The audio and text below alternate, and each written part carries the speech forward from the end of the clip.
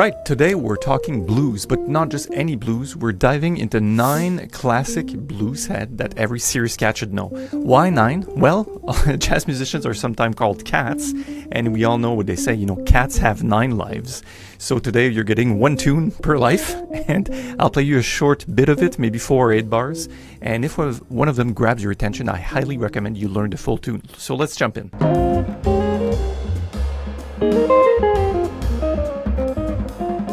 So we're starting with the simplest one. It's literally 2 notes, right? You could play this tune with exactly 1 finger is still swing. So it's a Duke Ellington magic. Keep it simple, keep it swinging. So the 2 notes are a G to a C later on. So please make sure you catch that riff. And it's, of course, a blues in the key of C. A 1, 2, 3, 4, 1, 3, 4, ba-da.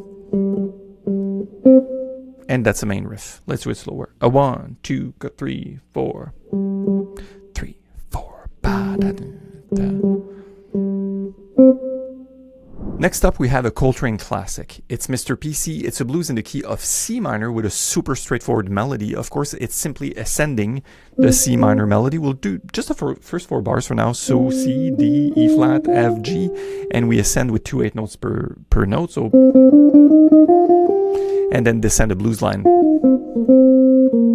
So this is great for learning phrasing and laying into the time. Put this one in your back pocket because it's a jam session favorite. It's super easy to learn. Then you go to F and then you do it in C, wrap it up with a little blues lick. So let's practice this. A 1, 2, 3, 4.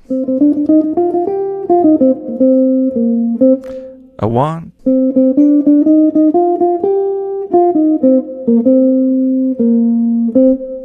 So speaking of jam sessions, Sonny Rollins, ladies and gentlemen, on the bottom right here, this one is built for blowing. If you're a tenor player, like a sax player, this is practically a rite of passage because, of course, Mr. Rollins and Mr. Coltrane did the battle of the saxes, if you will, on that infamous recording from 1959. So this is really nothing fancy, just good, honest blues melody. Like, I love to put the B flat here, the 3rd fret, right? And I love to riff on it like this with a little slide because this is something guitar has the advantage of doing. So, and then major to minor, and then again. Let's go full screen and we'll practice this. All right, a tempo. A 1, a 2, a 1, 2, 3, 4.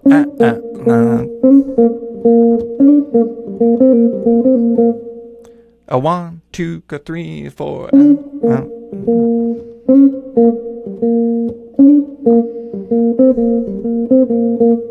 Bonus points, as a guitarist, you could have the shell voicing with the top note D like this, so you can slide in like this, 3, 4. So it gives a little bit of a chord stab on each of these melody accents. Great head to learn. All right, Charlie Parker alert. This is Now is the Time. Simple, but you have to make it swing. If you can't make this sound good yet, you're not really ready for bebop. So it teaches you rhythmic feel more than anything. So it's in the key of F, of course, right? So the melody goes, and that's it, basically. But it will be placed in times where you will hit the B flat, and then here in that portion of the head, which implies a B diminished chord that's not notated. Again, also the notation of all of this came really after the fact, so don't worry too much if you read this and it looks odd.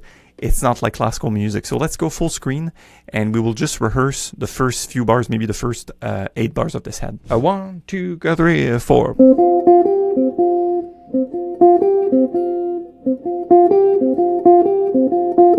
Watch out.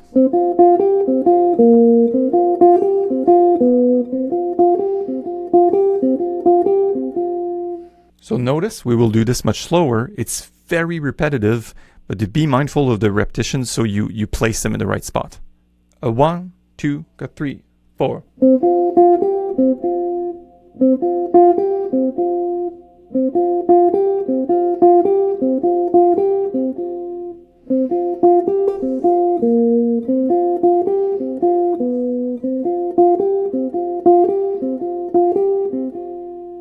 Next one, another Sonny Rollins favorite, Sunny Moon for 2. This is simply a super riff. It's a bluesy, it's wide open, sounds good, slow, medium, fast, and there's ways to do that thing here that I highly recommend you listen to Mr. Rollins himself, because there's sort of a triplet push and pull on that one. It's great to experiment with the phrasing. So essentially you start on the head of 1, in B flat, and you go. That's the descending pentatonic. But the way it's placed in time makes it swing or not. Again, it's a test of your swing.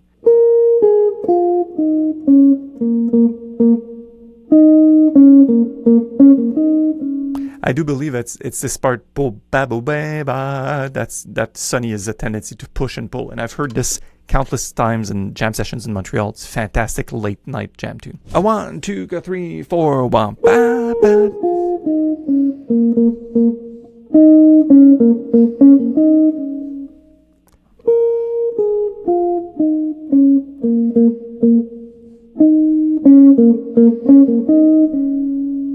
Next up, we have Nat Adderley's contribution to the blues canon. Of course, it's got soul, it's got shape, it sits in just right on the guitar, even though it might have not been written for guitar. So it's B-flat, minor blues, and it's doing the typical guitar thing. You've played Johnny B. Good, or you've played other blues heads where you go... And now it's in minor, so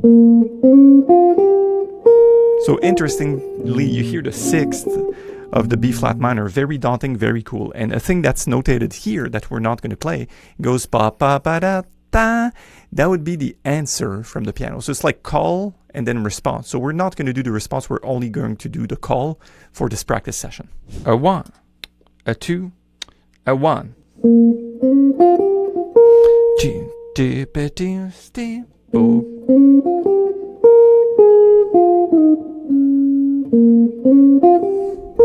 Do da ba da ding.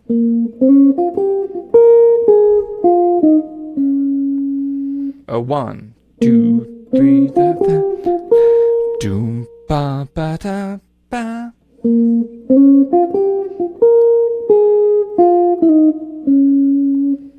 This is a Miles Davis one. It's blues by 5. It's often played more like laid-back hard bop feel. It's a great tune for comping behind a soloist or stretching out in a trio, as I've done, say, playing late night. This would be like amongst a late set, and you can really stretch out. Again, don't be misled by all of these chords notation. Basically, I'll play you the first bit of the head, and just by ear, you can get it. It's in B flat, right? And then you go ba-da-da.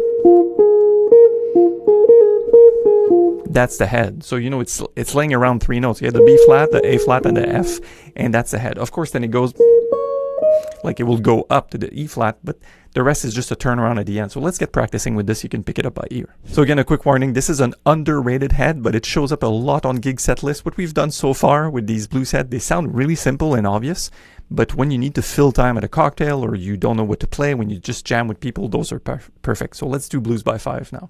A 1, 2, a 1, 2, 3.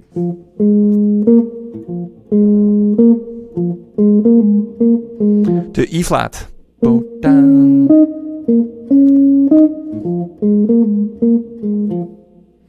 Just for good luck, let's do the slow version an octave up here.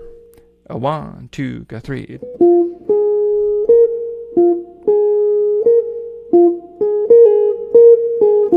Two, 3 to 4 down. Bap.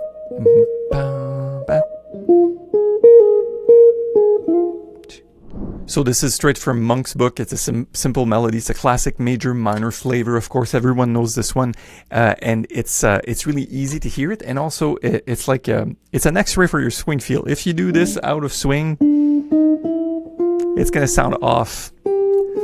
But notice the chromaticism, and also I'll make you notice that it's sort of a baked-in walking chord or monk-like blues approach with these 3-note voicings. This would be a way to do it on the guitar, and you've heard these walking chord like with a passing diminish. You've heard this a million times, but that's how the head was built. So let's get practicing. Just the head. A 1, 2, 3, 4. 2, da da da da. 2.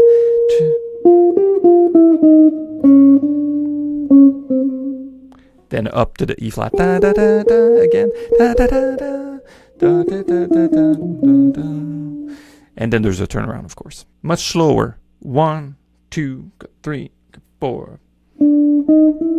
3, 4. Da da da da. 3, 4.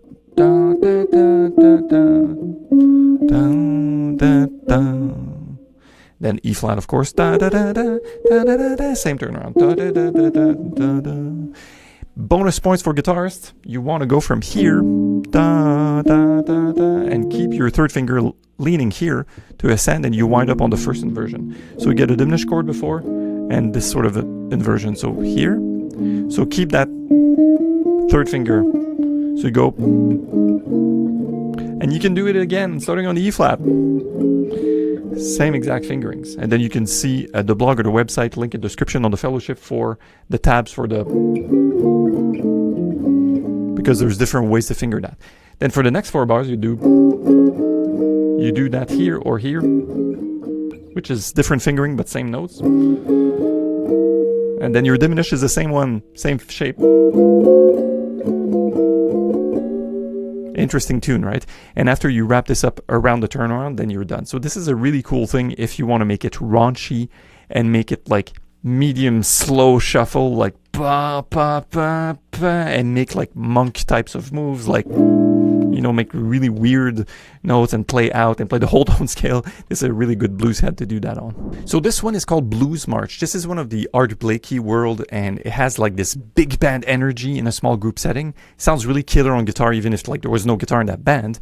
But this is a blues that has this feel like not like Philip Sousa type of march, but like a modern military march. I think it was written by Benny Golson in a bit of a tongue-in-cheek manner. So it's a very stiff sound. Instead of being laid back and swinging, it's more like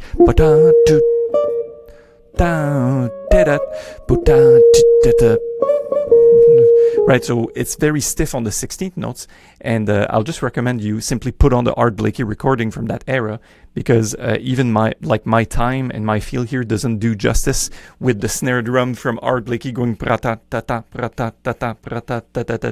like I can't really play it on my own without this sort of backing track. But this is proven really helpful, even if it has more advanced chords in a jam in Montreal. You just show up and like people know this tune, so it's a really good thing. And then when people start to solo, they will just solo on blues. So there you go. You just learned a head and you have another one in your pocket. All right, that's it. Those are your 9 jazz blues head, each one for your 9 jazz lives as a jazz cat. If any of those caught your ear, so go learn it. Of course, we have tons of resource on the Jazz Guitar Fellowship. I would recommend you start with Tenor Madness or Blue Monk or even Blues by 5. These are short, but they really help your phrasing and rhythm and articulation, and how to make things that are really simple sound great. So this is my ultimate recommendation. It's easy to put on a Miles record and to sit in and to play the head with them. It's not so easy to transcribe the solo. You're listening to Wes Montgomery, you go like, oh, what is he playing? But if you just repeat the head in, the head, the melody again and again and again, you can lay into that feel and really develop interesting sound and a feel for playing jazz guitar. So of course, if you like this video, please hit like and subscribe and check out the channel for more lessons, and drop me a comment on your favorite blues heads. Like, I read all of them. I love discovering what you're listening to. And if you use Spotify or Apple, you can share your playlists below here. If you have any other ideas, I'd love to cover them in videos. And stay tuned. Follow us on Facebook and on Instagram for way more free content, lessons, chord melody, comping, and bebop stuff. Talk to you soon. Take care.